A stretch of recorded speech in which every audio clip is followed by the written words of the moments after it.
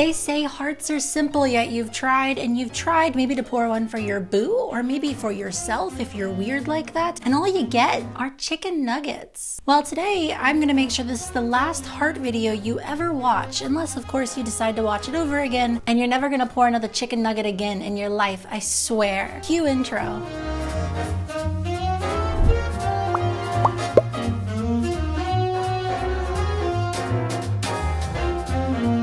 Welcome in, guys. My name is Emilee Bryant and I'm a past latte art world champion, and today I'm going to show you how to pour these hearts. It's going to be really easy, it's going to be super simple, but you are going to need a couple of things. First, you're going to need some kind of medium, a base either being espresso or coffee or chocolate. You'll also need cups, and of course you're going to need pitchers as well to actually do the pouring. And lastly, you're going to need some way to steam your milk. And today we're going to be using the newest addition to Flair's lineup, the Flair Wizard Steamer by Flair. I won't be teaching you how to steam milk in this video, so if you're trying to learn how to do that on the steamer, go ahead and check the link down in the description below. This is for latte art purposes only. Now on to the designs. Latte art, very simply put, is foam resting on top of other foam. If you had no foam, you would have no latte art in your drink. And there's also ways to get no latte art while still having foam. The only way that the foam is able to sit on top of the surface without sinking underneath the coffee is going to be getting your pitcher close to the surface. It's almost like you're making a ramp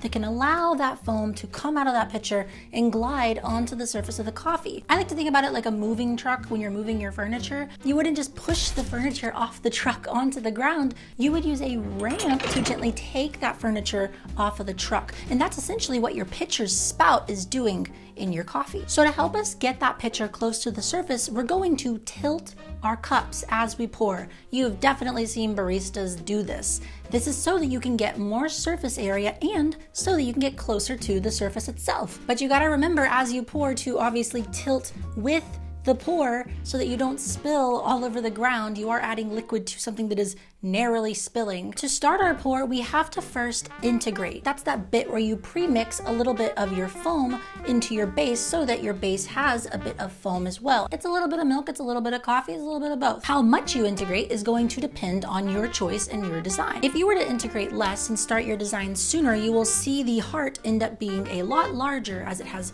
more space to take up and you use more foam to do so. It'll also make your pours glide a lot easier. If you integrated way later and you had a lot less space, your heart is going to be very tiny because it's not a lot of time to actually fill the cup, and your milk is now more stiff because you've added so much foam to it and it's sat out for a lot longer getting to this point. So of course, like we always say, the Goldilocks zone is the best place to be because that's gonna get you that proper size. But again, you can manipulate this depending on the pour you want to do. More is less and less is more, quite literally, when it comes to integration. The movement you're going to do is going to be integrate into the middle, and once you've hit your desired amount, you're going to pull up and stop. And I really love this movement because it's very fluid. It feels like you're playing an instrument. You're going integrate, stop, then you're going to land the spout of the pitcher above the center. Where you land is where the crease of your heart is going to end up. So if we want our heart to be centered, we don't want to land in the center. We want to land a little bit above the center. And once you start pouring,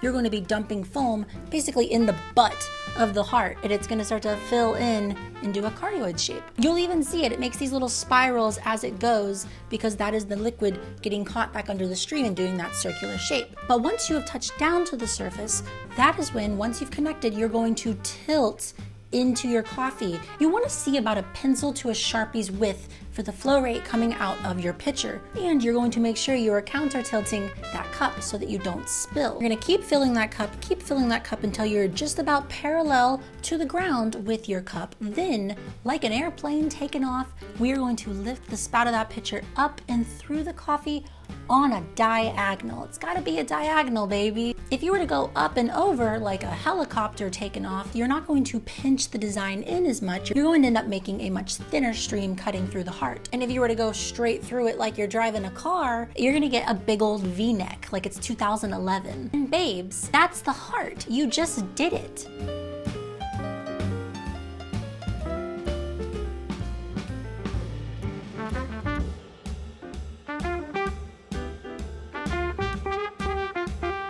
We have 2 more to go. Next, we'll be working on the rippled heart. The ripple heart is one of the harder pours, but it is the foundation to learning other things that you need to learn in latte art. Essentially what we're doing is we're creating a wave in the picture. That wave, if you were to graph it, can be really wide or it can be really fast and have tiny little peaks. If you do tighter wiggles of your picture, you're gonna end up with tighter wings, you're gonna end up with more of them. And if you were to do wider swings, so you're putting in more energy, but you're doing it less often, you're gonna end up with these wider, more open waves. The wider you go, the more color you're gonna pull in, but the tighter you go, the more technical lines you're gonna get. So there's a give and take. You can see this here on the screen. If I'm pouring with a wide and forward flow, I'm going to get more color than if I were to pour very gently and with lots of back and forth motions. Some people use handleless pitchers and they're using their entire arm or they're using their wrist. Some people use handled pitchers and they're using kind of a swinging motion with their wrist. I like to use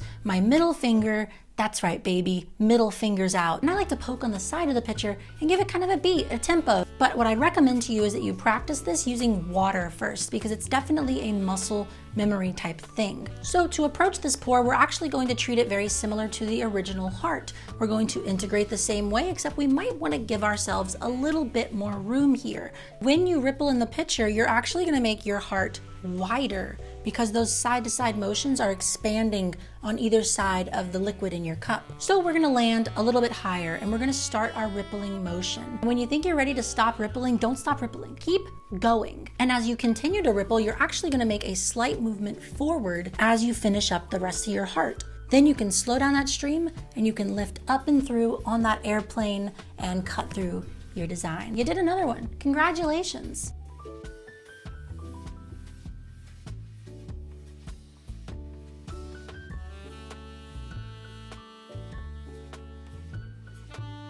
Let's move on to the final one. And actually, we're almost all the way there when it comes to this design. We already know how to do the heart, except in this case, what we're gonna do is a bunch of tiny hearts. So the trick is to use less flow and to move forward and scoop up with the pitcher at the end of each heart, because we're not going to be cutting through these hearts until the very end. So we'll start the way we always do, by integrating, and you can actually go a lot less here if you want to add a lot of stacked hearts. We're going to integrate, stop, and then land just above the center. But this time we're going to pour very lightly and we're going to slightly guide it forward, and at the very end you're going to do a scooping motion without actually digging into the coffee. You're just going to scoop up the pitcher up and back. This is going to stop and put on the brakes for our latte art. But it's also going to create the shape of a crescent, or that U shape, that's going to help us with the next layer. Now after you've done the cut up, you're actually going to go higher in the cup and guide it in forward, and you're going to repeat that motion. It's almost like you're playing limbo and you're raising the limbo bar. I think you're actually supposed to lower the limbo bar, but for the sake of this analogy, you get what I'm saying. Now what I mean by push is I don't mean actually shove it. You're not going to throw a layer. You're just going to pour with a steady stream while moving the pitcher forward. So you want to land and guide at the very same time. It's a very fluid motion. Again, up, down, push, stop, come back, push and stop, and then repeat that motion over again, depending on how many layers you want. But on the final heart, you're going to push it deeper into the cup and hold it the longest. This is going to wrap everything in all at once. And just like all of our other designs, we're going to lift up and through the design on that diagonal. And that is the stacked heart.